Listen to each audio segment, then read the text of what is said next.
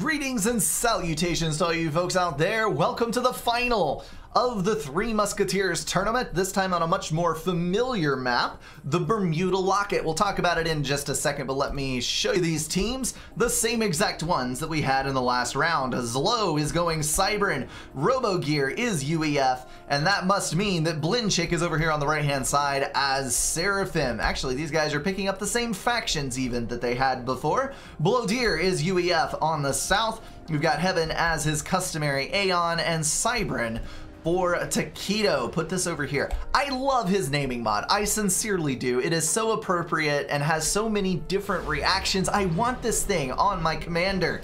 Bermuda Locket has probably one of the most overwhelming amounts of reclaim of any standard map in the entire pool. There's mass in your base. There's mass on the walkways. There's mass in the expansions. Pretty much the only place there isn't mass is in the water. So I guess it does have that going for it, but you're going to want to secure as much control of the landmass as you possibly can, as quickly as you can, and then harvest all of the rocks in the area to convert them into beautiful shiny tanks and productive T2 mexes to use later on in the game. Your biggest concern at the start of this game is going to be power, because you're going to have more mass than you could ever possibly hope to use and not enough power to spend it. So you're going to have to very carefully meter out your production and build power to supply that power that you so desperately need. Zlo is continuing its tradition of early assault bots, sending out a hunter across the map that's going to loop through here and hope to pick up any adventurous engineers that might be wandering into that locale. But I don't think it's going to be super successful, because I do believe the ACU is going to move forward to make sure that that expansion is secured. Over here, we've got Robogear going second air factory, actually second air factory for Zlo as well. Third land with a rather conservative power build, to be honest. Blinchick getting second land, third air, fourth land. No, 3 land, then an air, looking at the ETAs. So a lot of land for him as well, but that is due to the fact that he wants to secure his expansion so that he can get all of those lovely mexes and rocks. Looks like a lot of power going down for maximum adjacency bonus for Taquito. He's going to be going for 3 air factories by the looks of it. Single land factory in his home base, a forward land factory for naval production. Heaven is going for a nice grouping of power builds here, hoping to minimize the risk of bombers detonating his entire grid. Although he did build a lot of these very exceptionally close. That's probably due to the fact that he wants adjacency for his factories. Second air. And over in Blowdeer's base, we've got 2 land factories, ACU moving to the front as predicted. Where did that little hunter get off to? That is not going to be up to much mischief. He's going to move around the left, try to trap an engineer over here, although with a little bit of prediction, Zlo might actually be able to pick up this reclaim engineer. That would prevent some of this mass from getting grabbed, so a nice kill in any regard. ACU is going to be able to block off the flow of any additional units, though. We've got our first Mantis moving up to the front, a Striker taking up pursuit, losing a couple of shots into the hill, but overall it's going to be much more successful due to a little bit of twitchy micro and the Mantis not being able to keep his fire focused on the tank. If I'm not totally mistaken, the Mantis does have a slower turret turn speed than walking turn speed. So if you're trying to micro the Mantis too much, you are going to lose your firing solution, whereas the Striker and the Tham are going to be able to much more quickly maneuver their guns and stay on track for targeting. Zlo getting 4 total land factories built and queuing up 2 naval factories, which are going to be rather heavily assisted indeed, building frigates like mad. We've got yep, there is Navy, never mind. We've got Navy planned for Blinchick and for Robogear as well, so 3 factions in the water. And then on the south side, we do have 2 naval factories from each of these guys. I do understand only building 2 and then piling assistance on top of those, due to the fact that there is not a whole lot of room to build those naval factories in the homey little cove next to the base. But I think they're going to be a little bit late getting production online. This early frigate is going to get across and be able to kill off some NGs early on in this game. Tham trying to kill a mass extractor along with his little buddy the Cellin, but there is a hill in the way, the devious bastard. Why must you block for the opposing team? Why can't you work with me? I don't think we'll ever get a real answer to that, but those mass extractors are going to die nonetheless. Blodier has secured his entire expansion. I'm not even going to bother looking at the reclaim numbers right now because it's probably going to be ridiculous. We've got assistance on this other... What on earth is that? Maybe he's assuming that he's going to get more eco later on and he's assisting RoboGear's build. I'm not sure, but that's a weird one. Very weird. Climbing to the top of the eco stack is, of course, Blodier, the eco whore. And second off, we've got Heaven and then Taquito. So actually, the Southside team is doing very well for themselves as far as score goes. What they're not doing very well at is getting in the water for Navy. All of the engineers have died. All of the factories are locked. This is not going to end well if they're not able to secure a foothold in the water. And a foothold we do have. Blodier getting in with a vengeance, 3 engineers building 2 naval factories. Gonna have to get more assistance on those in order to get those units out because we've now got a total of 5 frigates for the north side team. They may be behind in eco and score, but they are going to be ahead in unit count, and that's what matters, as we saw in the last game. Looks like Taquito is going for an upgrade. Which one it is, I know not. Starting T2, starting T2, starting T2. That is Blinchik, Taquito, and Blodier. Nice to know what is going on there. Blinchik, of course, back in the base. Looks like you got a move order planned all the way out to the neck. So he is just going to wall off this section and keep all of this under his control. Torpedo bomber out for Heaven. Going to try to shrug those frigates off and protect the build power before all is lost. 2 torps in the air. No significant amount of interceptors in the area, but we do see some coming down from the north. So those are going to be able to knock out the torps without much trouble. Loads of air. Actually, I was about to say there wasn't any NTs, and then I scrolled out and there were NTs, and then I scrolled out more and there's even more interceptors. This is why intelligence is important. So Heaven is not going to be able to protect his torps, and this is going to be a heavy air loss for the Southside team. Just an overwhelming advantage to the north in interceptor count with all 3 players going heavy air production. The torpedo bombers are actually going to get shot by the frigates more than anything, losing about half the health without the interceptors even having to intervene. And they are going to get knocked out of the sky by the straggling 3. So now the naval production has been cleared in the center. They're going to try to move to the north, where Blodier is building frigates frantically, and he needs to get some more torpedo defense online. Otherwise, he is going to get pushed out of the water just as his teammates did. This air problem might be the more severe problem, though, because at any point, the Northside team could choose to start building transports and go for droppages, which would devastate the economy in the rear. Taquito struggling to keep control of his base. Zooey Fire is devastating against Cerberus turrets. The low HP really hurting them in that regard. If Taquito can get down 2 or 3, he should be able to stem the tide. But now we've got Zooey's coming across the water as well into the front base. And that is going to be difficult to protect from, especially since Taquito only has 1 land factory in the rear. The south side is going to have to come up with a fast solution to this, otherwise they are going to get completely screwed over. First Salem is producing for... That is low, not Taquito. They're both green and they're both cyber, and this is difficult to keep straight. Since they did secure the Navy win, and they're able to contain this block here, just go for the cyber and T2. Salem's OP, man. You'll be able to wrest the rest of the control away from the other team. Torpedo defense going down as quickly as possible to try to fend off all of these frigates. A Cooper being built to deal with the T1 subs. Coopers actually do fairly well versus frigates as well. Their damage is quite high and their HP is slightly lower, but they're able to maneuver very quickly and their range is significantly longer than that of the frigate. So Coopers are not as bad an idea to build versus T1 Navy as you may have initially thought, as long as you are able to kite with them and you don't let them get caught up in the swarms of frigates. They're also significantly faster than frigates, so that does help out in that regard. Speaking of Zooey drops, which is what I was doing a couple of seconds ago, there is now one of those things that I said happening.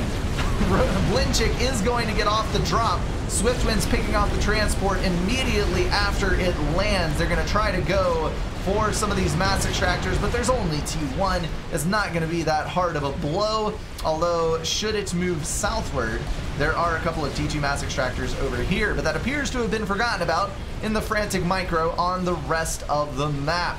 Loads of Zoos still producing from 6 factories in Blinchick's base. Hopefully they can be put to good use as they move across the map, but for now it seems that they are going one by one past this Cerberus turret that is not able to shoot them due to being built in a cavity with a seawall in front of it. But this Cerberus turret is finishing off the job and picking those off before they're able to get into the naval production. Over on the left, Salem is now going to collide with some of the units moving out of Blodir's base. More torpedo bombers out. Nope, those are T1 bombers, excuse me, for RoboGear. Gonna try to deal with that Cooper. Nope, build power. Loads of damage on the build power. Remembering that the UEF T1 bomber has one of the largest AoEs similar to that of the Cybern, and it's able to launch devastating attacks versus clumps of T1 units, killing engineers in one pass as long as they sit in the napalm. That's going to be a hard loss for Blodir. Blodir trying to micro his destroyer around. He's going to move to the south to attempt a protective move on the naval production for his teammates, but I don't think he's going to be terribly successful at it. 2 Salems now chasing that destroyer, which is down to half health. Cerberus turret doing a fantastic job of tickling those frigates to death. Fairly high HP on those units, but the other frigates will be able to come in and finish the job. Salem's now locking the mouth of the bay. It's an uphill battle for the Southside team. Blinchick taking up the 2nd score position. Tied Eco partway down the map, actually. Blodir, Blinchick, and Heaven all at 69 mass. Yuck, yuck. RoboGear up to 88 now with capped off T2 mexes everywhere and building his 3rd T2 power generator. Let's go look at the reclaim real quick after this air battle. I see it now connecting. Large group of Swiftwinds for Heaven, but there is such an overwhelming number of interceptors. He's going to have to get the hell out of Dodge, choose his fight more carefully. He'll now be able to circle back and pick off Blinchick's air, eliminating 1. Nope, he is going to fly back to the base. An unfortunate loss of an opportunity there. Now up to 3 Salems and a stealth boat for Zlo. That is not going to be easy to deal with for the UEF Tier 2 Navy. I'm going to slow down the speed ever so slightly and leave this zoomed out as we page through. Blodir at 17,000 reclaim, Blinchick at 16, Heaven on 13, pretty even here. RoboGear at 8, so falling down as we go down the list. 10, and last but certainly not least, Taquito with 9. So you can see the direct impact that Reclaim has on the economy and production of these players, which totals out to your score. You got to get that mass in your bank as quickly as possible at the start of the match. Loads of interceptors hovering over the center, hoping to protect from any torpedo bombers that might come up from the south. And speaking of that, there are torps. They're going to get in a single pass, but I don't think they're going to get in more than that. Hitting up the AA fire from that T1. The Salem, of course, received a large nerf to the anti-air a couple of patches ago, but combined with all of the frigates, it's still a force to be reckoned with for torpedo bombers and gunships, just not the invulnerable mass of naval AA that Cybern used to be. Looks like the Enties are going to clean up overhead of Blodir's mexes, but the Swiftwinds are going to move in. Looks like there is a very inconveniently timed fuel outage on the red Enties. Those Swiftwinds at this point, I would not be microing. I would just turn them loose on a patrol order to take advantage of weaknesses as best they saw fit. But all of those Swiftwinds are going to get dropped by Blinchick's interceptors moving in to join with RoboGears. So still in control of air. The north side is doing well. They might need to push for taking advantage of that. Maybe gunships, maybe drops, maybe Janus, which is what's being built here. I don't care what it is, you need to press that to your advantage as quickly as possible. Here comes the devastation that is the napalm run of the Janus. Let's check up on the kills on that. Janus is going to take... come on. Let me see the actual unit. I don't know what's going on with that one. Oh well, we will not be able to see the kill count on it. And it is going to get shot down. Not sure what was going on there. T2 transport dropping Zoes to the left, engineers to the center. No more swift winds to deal with that. There's two that are scattered out across the bases. That Zoe drop is going to be successful and is going to move across these T2 mechs and deal some incredible damage to the economy of Heaven. Heaven, of course, building mass torpedoes to try and bring the Navy under control. Blodier is making steady progress with his T2 destroyers under shield coverage. He's got 4 Valiants now, as opposed to the 3 Salems that Zlo has under his control. Those torpedo bombers did excellent work versus this Navy. But what we've got over here is Salems under the cover of bulwarks, which are going to deal very effectively with the Valiants. Valiants have the highest surface-to-surface damage of any of the T2 destroyers, along with a very good HP count. Actually, I may have misspoken. The Exodus class may have more, but I think not. The Valiants, though, have a crippling Achilles heel, and that is their range. Salems can engage from a much longer distance, but if you've got those bulwarks to get your destroyers in range, you're going to be able to go on a one-to-one basis versus any other faction's destroyer and win. Other than the Seraphim that can duck out of sight like the coward that they are, the alien scum, and basically shrug off your wimpy torpedo damage. Exodus class engaging with frigates, not exactly a favorable matchup there, as the gun is fairly slow firing and misses quite often. T2 destroyer from UEF moving in to hopefully pick up the slack. We've got Zoes moving into Heaven's base, which he cannot deal with, and TAC missiles coming from the outside edge. Blinchick just pouring salt over the wounds as he wipes out the economy base Heaven has at his disposal. Zoes dropping behind the hill will be able to hit up those T2 power generators. It's going to absolutely shut down Heaven's air production. Not a good sign. We've got Zoes moving into Taquito's base as well. A last-ditch attempt at an air snipe moving over to the right. Heaven struggling to get Mercies across the map undetected. Looks like a T2 transport by chance is going to fly by those Mercies. Oh no! Gonna shoot down 2 of the Mercies with the transport AA. He'll actually be able to defend against those with his cluster of transports. There are only 6, which totals out to about 14k damage. The ACU has 13.5. If every single Mercy connects, that'll be a win. But another Mercy goes down to Errant AA. They're running out of fuel now and crashing into the sea. You've only got about a minute, maybe 2 of fuel. What is that?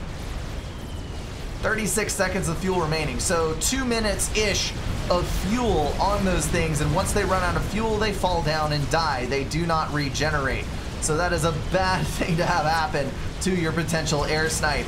Couple more moving in. We've got an attempt. Blinchick taking 1 to the face, taking 3 more to the face. They are all going to connect. 3,700 HP. T1 bombers moving in to take advantage of the opportunity. Torpedo bombers spoofing out the AA in an attempt to keep those T1 bombers alive. 2,700 HP. We're seeing a bit of a naval recovery here as the Salems move in to harass from range. Plenty of interceptors from the right, along with a couple of destroyers from RoboGear. The air is going to swoop in and protect that commander. 2,500 HP remaining. 2 more Mercies that would be able to kill that ACU are on the outside edge. Looks like a chance flyby of the Inties. Nope. Shut down. Last Mercy is going to be picked up by the T2 transport flying by. That AA is just absolutely trashing Heaven's game right now. And Blodier is left to stand alone versus the Navy on the other side. We've got scant production from Heaven, who is now struggling to get his base back under control as another drop comes in. He's trying to get a T2 power generator rebuilt on the south side, but I don't think he's going to be successful. More mercies going down to the T2 transport AA. What is that now? 7? 6 or 7 mercies killed by those transports. Heaven has lost his T2 support factories. He's about to lose his T2 HQ or his ACU. Might just lose the ACU. He needs to dance, dodge, and weave to keep that protected. His other mass extractors going down to more Zooey's fire from the rear. Taquito actually making progress in his control on the right. Now the TAC launcher is targeting the naval factory, gonna knock that out of the game. 900 HP remaining. Gonna try to build a tactical missile defense. Might be able to get it online actually before the final blow comes from that TAC launcher.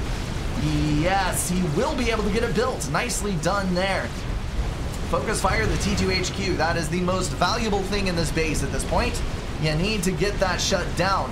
Heaven dwindling with only 32 mass income, some of that from Reclaim. Loads of torpedo bombers out for RoboGear, eliminating Blodir's Navy in the center. That is gonna spell doom for the center Navy. I don't think Blodir can come back from that. He's lost his crutch. Heaven was helping to support with those torpedo bombers, and now the other shoe has dropped. Zooey's in the back of the base for Taquito as well. He was just getting his mass extractors back online, rebuilding his power grid, and he's gonna get absolutely shut down by Blinchick with those arty drops. Can't even argue that they're OP in this case. They're not even floating. They're just getting dropped like any other faction's artillery would. Aeon Arty would be just as devastating in this situation. Blodir calling out the GG. There's the Control K. Taquito following suit, and I'm sure Heaven will as well. There's the disconnect. Well fought. Blodir nearly had a naval comeback. Pancakes, or Blinchick, I hope that's what his name means, because that's what I was told, did an absolutely superb job of harassing. Got the extra economy, built loads of units, was able to desecrate the homelands of Heaven and Taquito. They were not able to recover from that, and it was left as Blodir standing alone versus 3 players building Navy and Air. Well fought indeed. The North side deserved to win that one. Zlo, RoboGear, and Blinchick are going to take the tournament, or at least they did last weekend, and I hope you guys have enjoyed this series. I would like to remind everybody that there is actually a 1 versus 1 tournament starting tomorrow that will be live cast with Heaven at my side. It'll be good to have him so you're not having to listen to me ramble on and on endlessly by my lonesome. As always, guys, thank you so much for watching. Thank you for your continued support, and I will see you in the next one.